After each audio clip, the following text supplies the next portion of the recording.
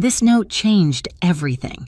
Just a torn piece of paper waiting on the kitchen table beside cold leftovers and a flickering Christmas tree.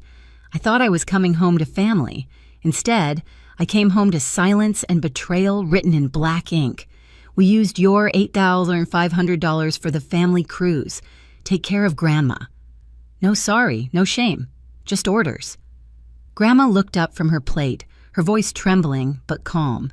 We'll fix this. I didn't cry. I didn't yell. I just flattened the note with my hand and whispered to myself, they have no idea what's already coming.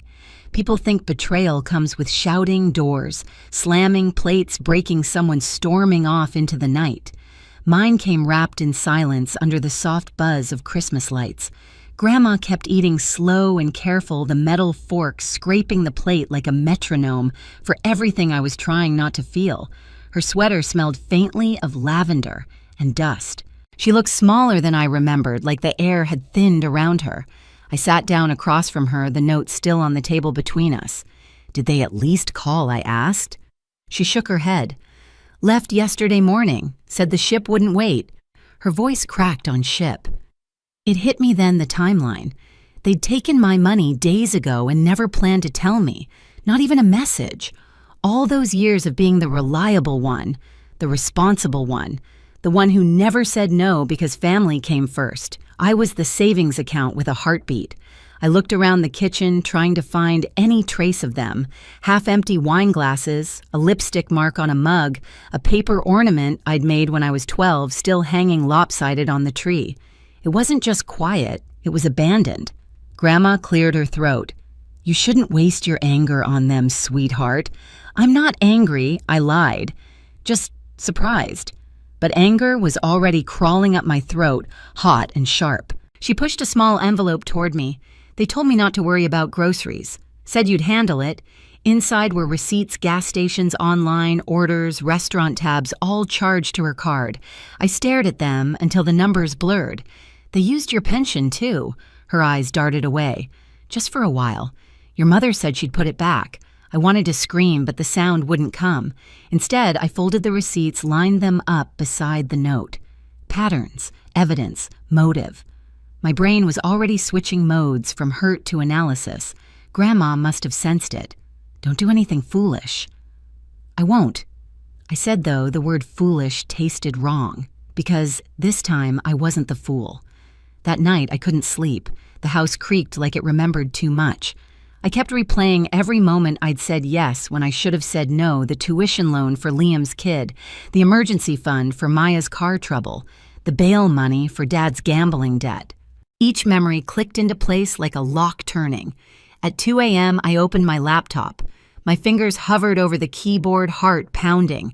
If they'd used my money for their cruise, I wanted to know how deep the hole went. I started with Grandma's bank. The login still saved under family. Transactions blinked across the screen, withdrawals, transfers, payments to names I recognized, and some I didn't. Every click peeled back another layer of the lie. By dawn, the anger wasn't burning anymore. It was cold, focused. Next to me, Grandma stirred awake and whispered, "You're still up." I nodded, eyes fixed on the screen. "Go back to sleep, Grandma," I said softly. "We'll fix this our way." Morning light crawled across the kitchen tiles, turning the mess of papers on the table into a battlefield. Statements, receipts, withdrawals, all signed with the same careless handwriting my mother's. I should have felt broken. Instead, I felt awake, the kind of awake that burns through exhaustion. Grandma shuffled in her slippers, whispering against the floor. "You didn't sleep," she said. I shrugged. Didn't need to. She watched as I drew lines between transactions, circling names, matching dates. "You used to love puzzles," she said softly. "This one's overdue," I replied.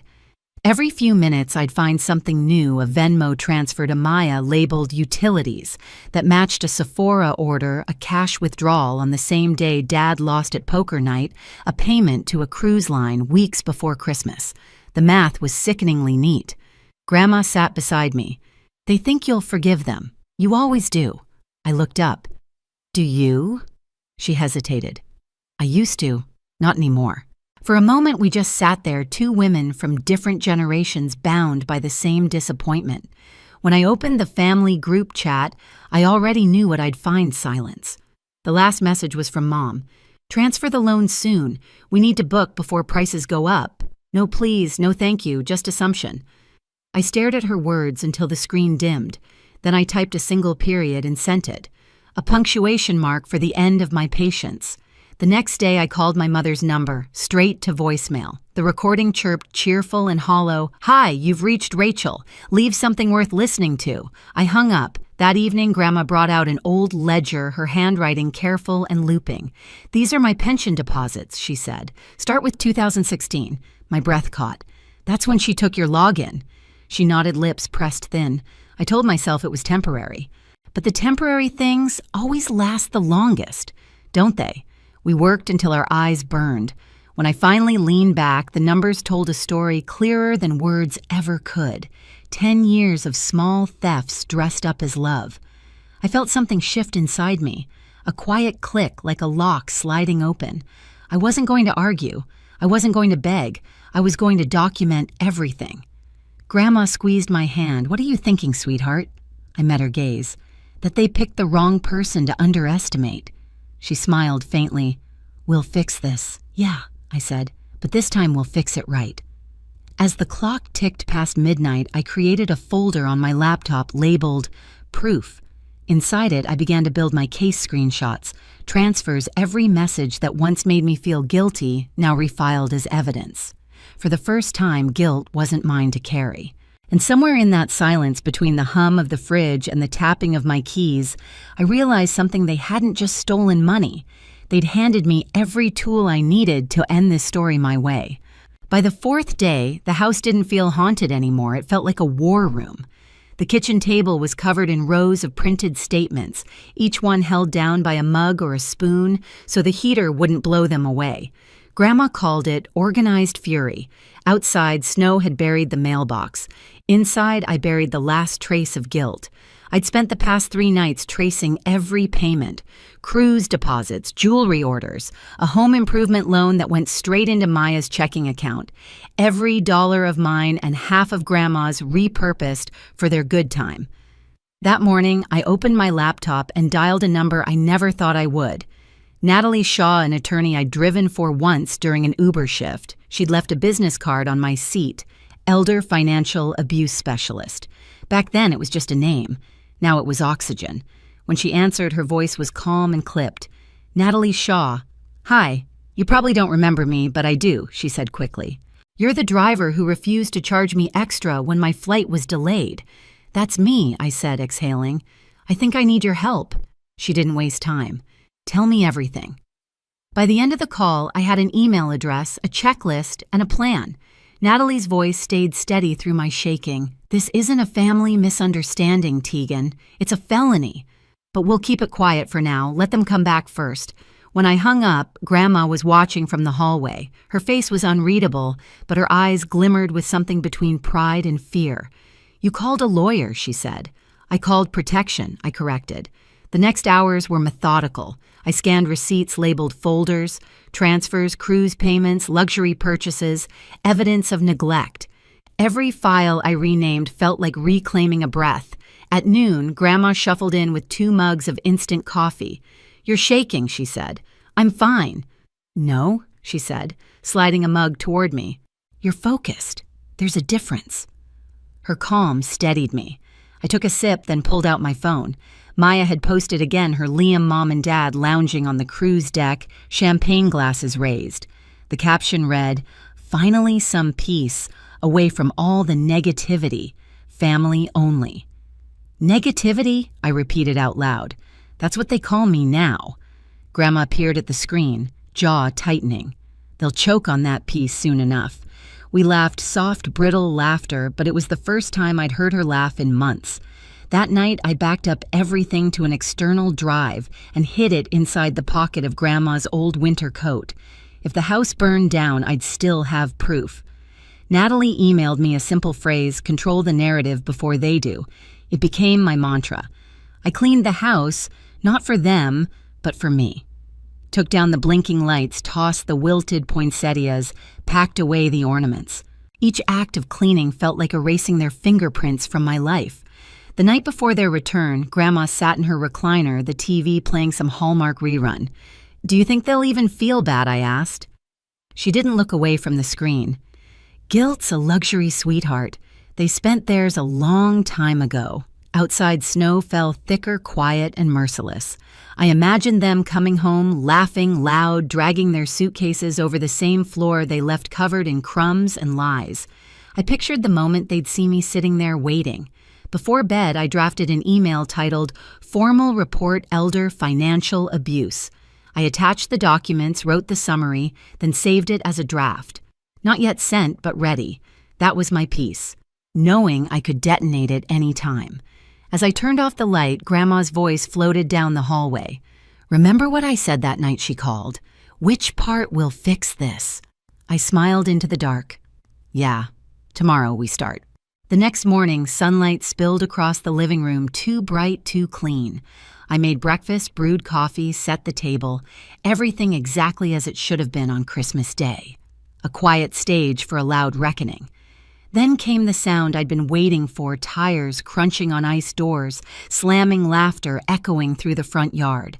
Their voices the same ones that once made me flinch, now just noise. I straightened my sweater, glanced at Grandma. She nodded once. The front door swung open. They were home. And this time I was ready. The front door swung open with that old familiar squeal.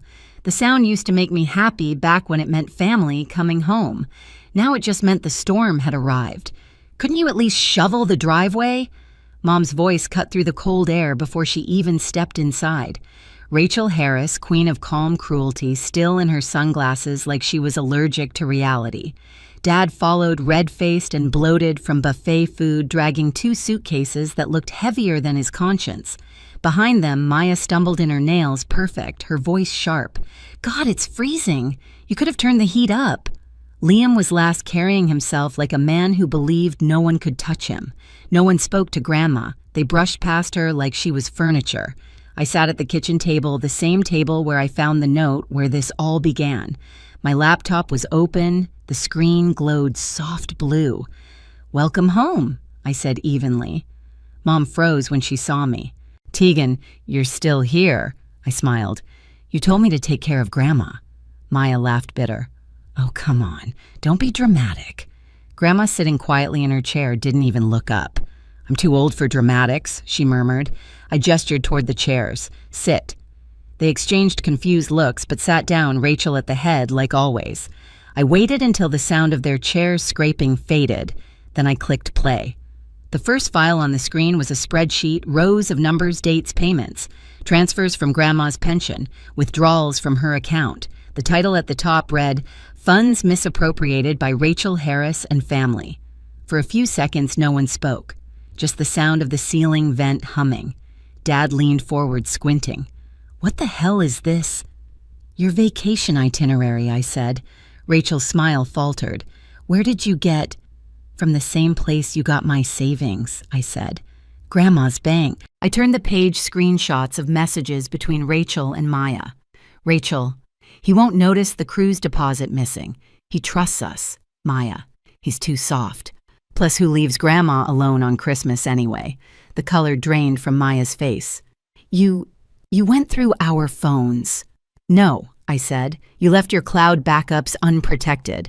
Turns out honesty isn't the only thing you're bad at securing." Liam slammed his hand on the table. "You can't just spy on your own family." Grandma's voice sliced through the room, calm and deadly. "You stopped being family when you started stealing from me." Silence. Heavy. Absolute. I clicked another file. This one was audio. Ava's voice trembled through the speakers. They said if Tegan didn't send the money, they'd just leave her and deal with it later. I couldn't stay quiet anymore.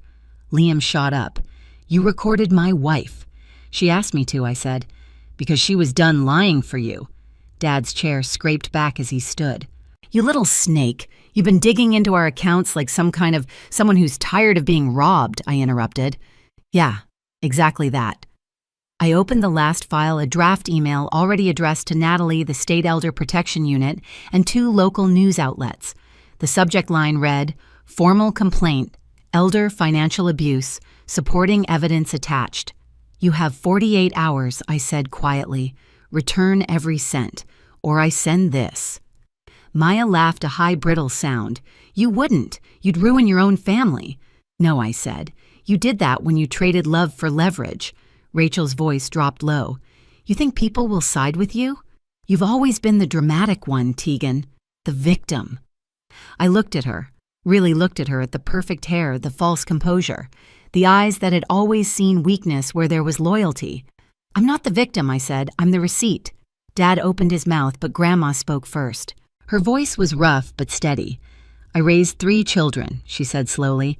"Fed you, worked 2 jobs, and you left me with frozen beans and moldy pie while you sipped champagne on a ship I paid for. You're lucky it's her handling this, because if it were me—" Her words trailed off, but her eyes did the rest.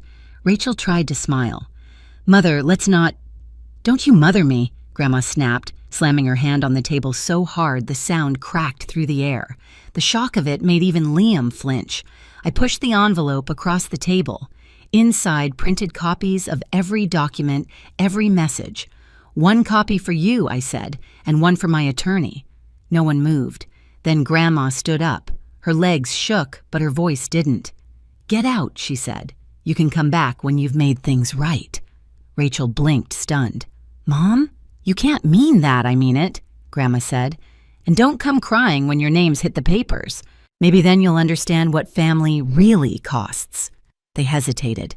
Liam cursed under his breath. Maya began to cry, but no one apologized. When the door finally shut behind them, the silence that filled the house wasn't empty anymore, it was earned. 4 days later, they called, then texted, then begged. "We didn't mean it like that. We'll pay you back. Please don't do this."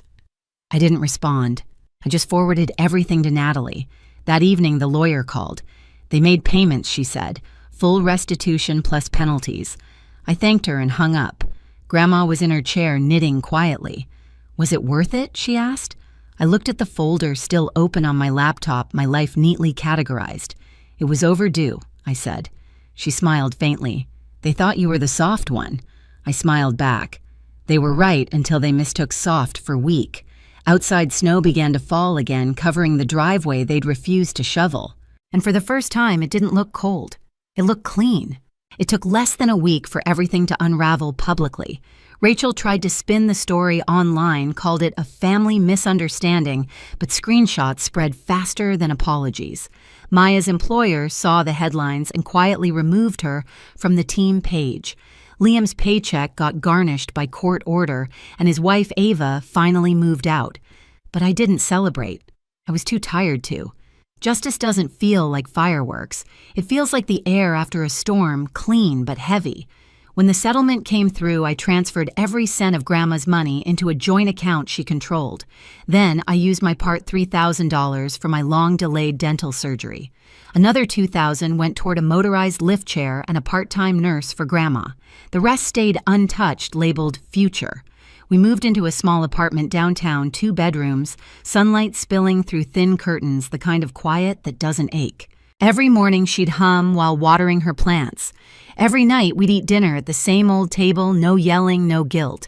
One evening she looked at me and said, "You fixed it." I shook my head. No, we did. And for the first time, the word we didn't feel heavy, it felt like home. Weeks later, I ran into a woman at the grocery store. She looked at me for a long moment before asking, "You're the one who stood up for your grandmother, right?" I nodded, unsure what to say. She smiled softly. "My mother went through the same thing. I wish someone had fought for her the way you did." Then she walked away, leaving me standing there between the soup cans and the fluorescent hum, realizing something simple. This story was never just ours. Back home, Grandma was watching the snow outside our window. "Peace looks good on you," she said, and maybe she was right. The quiet wasn't empty anymore, it was earned. I turned to the camera, steady and calm. If you've ever had to protect someone you love from your own family, you're not alone. Share your story. And subscribe because the truth deserves witnesses.